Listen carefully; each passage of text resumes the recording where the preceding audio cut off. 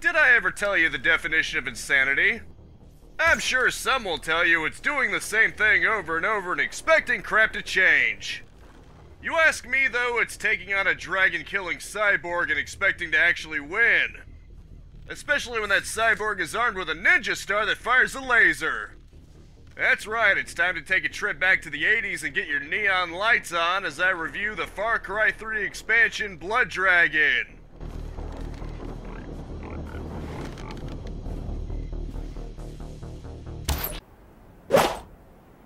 When you break it down, Far Cry Blood Dragon is built upon Far Cry 3 and it most certainly shows. You perform some kind of action to heal brackets of health, take over settlements, the basics. You can choose to try to stealth it, but I kinda suck at stealth, so I often settle for plan B, going full ham. Thankfully, this is the kind of game where going ham seems very appropriate. You just have to be prepared for some resistance along the way.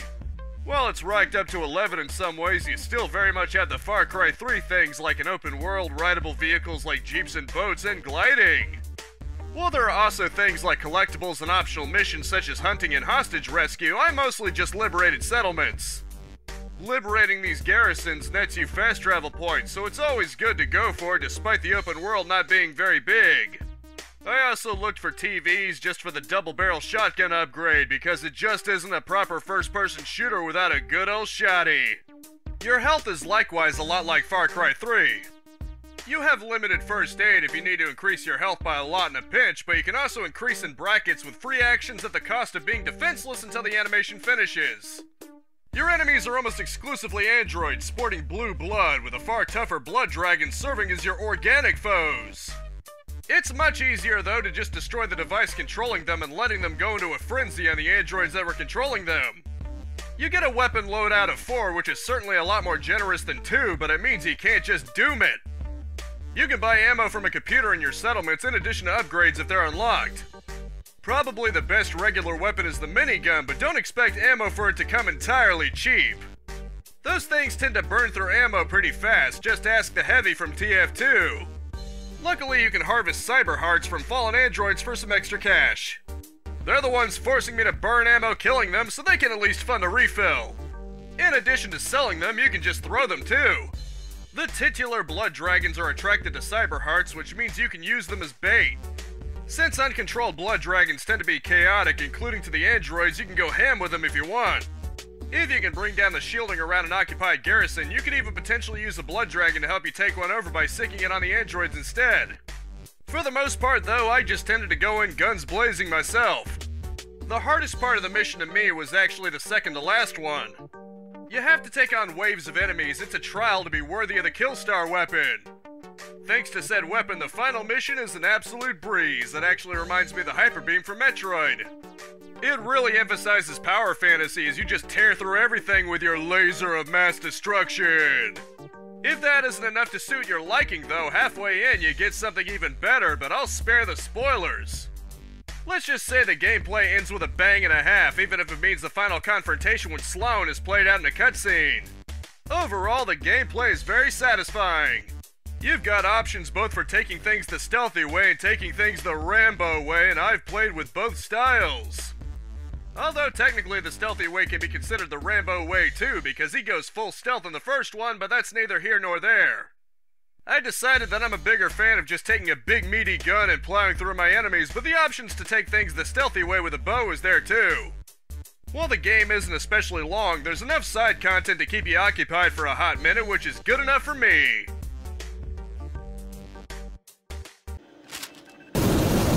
I'm sure you're expecting a Shakespearean-esque complex plot about the human spirit, but this is a cheesy action movie plot here.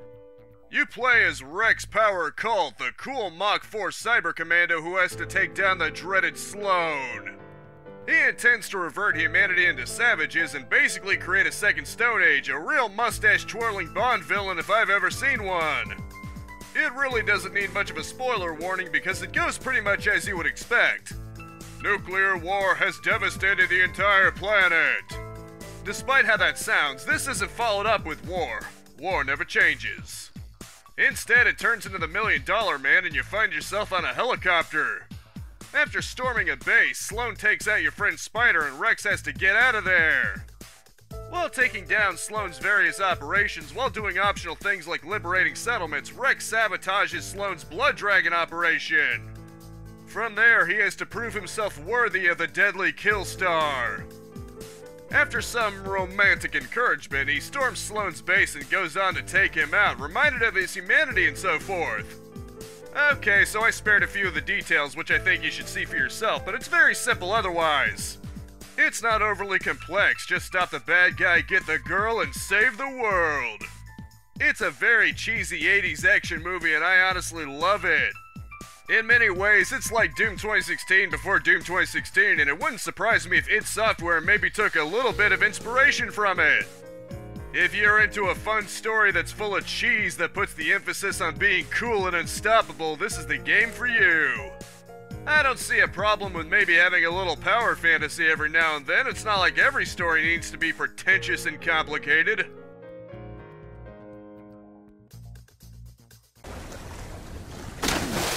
The aesthetic really puts the blood in Blood Dragon because it's got a very red color. Well, better red than mustard yellow or green or the other incredibly drab colors often associated with nuclear apocalypses. By contrast, things take on a very dark blue hue at night, which serves nicely to separate the two. Breaking up the skies, bright pillars of light from the garrisons. They're initially red, but as you take control over them, they become green. Computer screens, light fixtures, and the Blood Dragons themselves are likewise lit up. It is meant to be an 80s wet dream after all, so of course it has a very neon look to everything. The Blood Dragons even have the same streetlight system as Big Daddies from BioShock. In this case though, green means unaware, yellow means cautious, and red means they're on high alert. While there are humanoid characters in-game, they're fairly limited to allied scientists and enemy androids that are both covered with full-body clothing.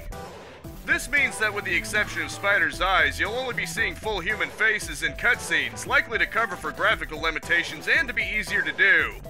The cutscenes themselves are old-styled 16-bit cutscenes reminiscent of much older MS-DOS type games. This adds greatly to the sense that it's a retro-styled world, and it fits in pretty well. You can tell a lot of it was built off of Far Cry 3 though, perhaps best seen in the healing animations.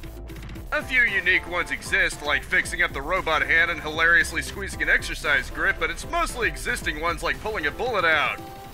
Many of the weapons are also understandably recycled from Far Cry 3, although with a bit of a spruce up, with one notable exception being the big fat minigun.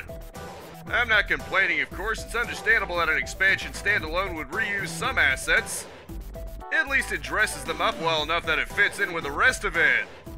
For instance, instead of only throwing the bow in, it's given neon lighting to at least give it the same kind of style. If I had any criticism towards the game visually, it would be that the outdoor areas are a bit samey looking. The fog is also a bit too thick for my liking, but maybe it's to be expected given the era, and it holds up better than most from its time. The voice acting is about what you'd expect for this kind of game, which is to say it's pretty cheesy. It plays it off seriously as you'd expect an 80s action movie to, but it's not exactly super high-stakes dramatics either.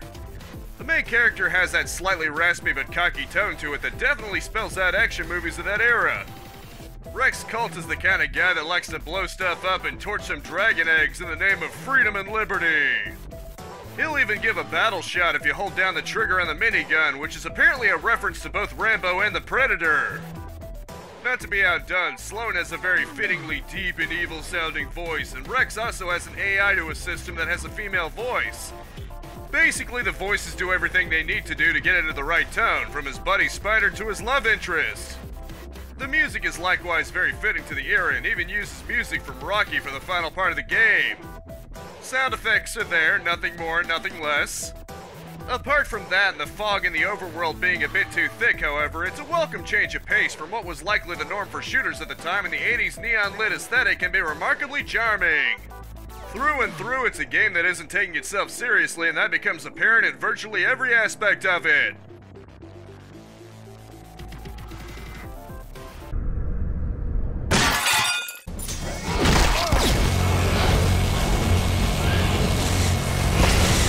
Development of the game was said to be based off of movies like RoboCop and Predator. I can definitely say it succeeded on that front, creating what feels like a blend of Far Cry and games like Doom 2016, even before Doom 2016. So basically Far Cry in a more over-the-top cheesy 80s action movie, and I love it. It may have been short-lived, but thankfully Uplay gave it away for free, so I definitely can't claim I didn't get my money's worth. This has been my review of Far Cry Blood Dragon for PC. I've got another live stream coming up Monday at 4:30 p.m., news video next Friday at 6 p.m., and Let's Plays at 10 a.m. and 2 p.m. daily. All Eastern Standard Time, but feel free to subscribe and Blood Dragon pound that bell icon if you want to keep notified. A like and a comment are always appreciated, but I just hope you all genuinely enjoyed yourselves. This week's epic freebie until next Thursday is a 2-for-1, Just Die Already, as well as Paradigm. Spread this video around like 80s neon lighting, and I will see you next time. Now go out there and capitalize on life. Peace out, have a good one, and have a nice and pleasant day.